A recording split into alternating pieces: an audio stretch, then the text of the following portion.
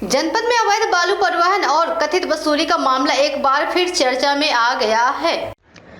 खनन विभाग की टीम ने सोहेबल थाना क्षेत्र के पास बिहार से आ रहे बालू लदे 3 ट्रकों को बिना वैध एसटीपी परमिशन में पकड़ा है।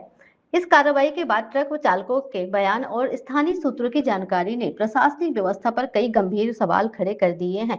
बताया जा रहा है कि पकड़े गए ट्रकों के चालकों ने दावा किया है कि बिहार से बालू लेकर गाजीपुर में प्रवेश करने के लिए प्रति ट्रक 2000 से 3000 रुपए तक की रकम देनी पड़ती है, तभी उन्हें जिले की सीमा में प्रवेश करने दिया जाता है। चालक के इस बयान के बाद अवैध वसूली और बालू तस्करी के गठजोड़ की आशंका गहराई लगने लगी है। सूत्रों के अनुसार बिहार से गाजीपुर की सीमा में प्रतिदिन सैकड़ों ट्रक बिना एसटीपी परमिशन के प्रवेश करते हैं। आरोप है कि इन ट्रकों के प्रति ट्रक 2000 से 3000 रुपए तक की अवैध वसूली की जाती है। यदि इन दावों में सच्चाई है तो बालू तस्करी के जरिए प्रतिदिन लाखों रुपए की अवैध कमाई होने की संभावना से इनकार नहीं किया जा सकता है। सबसे बड़ा सवाल यह उठता है कि जब इतनी बड़ी संख्या में ट्रक बिहार से गाजीपुर की सीमा में प्रवेश कर रहे हैं तो प्रशासन और संबंधित विभागों को इसकी जानकारी क्यों नहीं होती है? फिर जानकारी होने के बावजूद कार्रवाई क्यों नहीं हो पाती है? लोगों के बीच यह भी चर्चा की है कि कहीं कहीं इक्का दुक्का कार्रवाई कर प्रशासन अपनी सक्रियता दिखाने की कोशिश तो नहीं करता, जबकि बड़े स्तर पर चल रहे अवैध बालू परिवहन पर प्रभावी रोक नहीं लग पा रही है। इस मामले में जब वंदे भारत न्यूज टीवी के जिला संवाददाता विवेकानंद राय ने खनन अधिकारी से फोन पर संपर्क किया तो उन्होंने बताया कि बिना एसटीपी के बालू लदे 3 ट्रक सोहेबल थाना क्षेत्र के पास पकड़े गए हैं और आगे की कार्रवाई की जा रही है। हालांकि इस कार्रवाई के बावजूद कई सवाल अब भी जवाब मांग रहे हैं। क्या जिले में बालू तस्करी का सबसे बड़ा नेटवर्क सक्रिय है? क्या सीमा क्षेत्रों में अवैध वसूली का खेल चल रहा है? और आखिर क्यों प्रशासन इस पर पूरी तरह लगाम लगाने में नाकाम दिखाई देता है? इन तमाम सवालों के कारण फिलहाल गाजीपुर प्रशासन संदेह के घेरे में नजर आ रहा है। अब देखना होगा कि प्रशासन इन आरोपों की निष्पक्ष जांच कर सच्चाई सामने लाता है या नहीं। है कि आखिर यह लाल सोने का जो तस्करी है, ये बालू तस्करी है, ये अवैध रूप से किस प्रकार से आ जाते हैं यूपी में, बिहार से सीमा पर पास करके कैसे आते हैं। आइए, हम ड्राइवर हैं। क्या आपका परिचय भैया? प्रीतम यादव। प्रीतम यादव, कहाँ से हैं आप? अंबेडकर नगर से। अंबेडकर नगर, उत्तर प्रदेश जी। अच्छा, बालू कहाँ से लेके आ रहे हैं? बिहार से।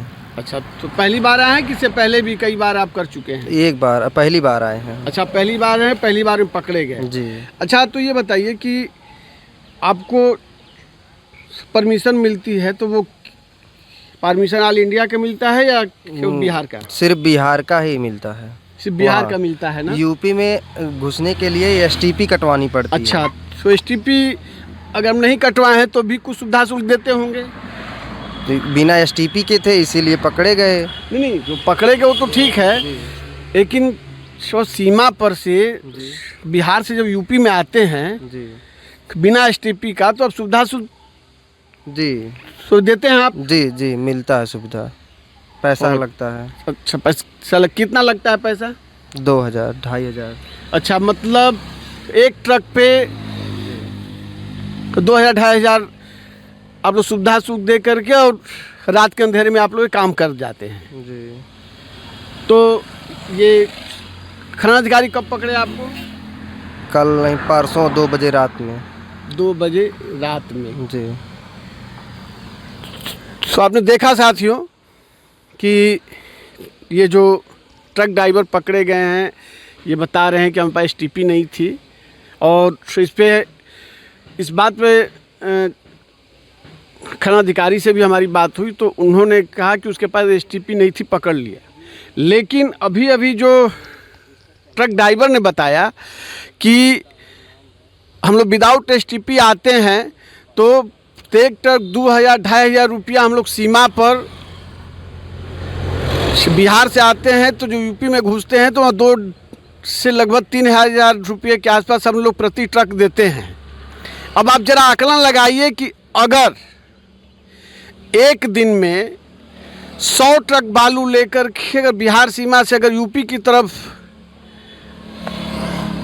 पार करते हैं तो फिर यहाँ अवैध बालू का खनन से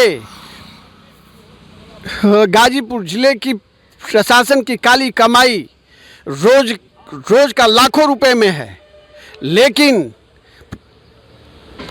प्रशासन कभी कभार दिखावे के लिए ऐसे जो है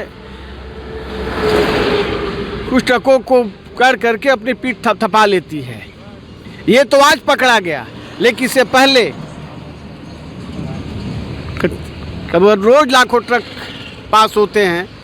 अब देखना यह है कि इस पर गाजीपुर प्रशासन की जो लाखों की रोज की कमाई है उस पे सरकार कैसे नियंत्रण रखती है। मैं इसी के साथ विवेकानंद राय, वंदे भारत न्यूज़ टीवी गाजीपुर। धन्यवाद।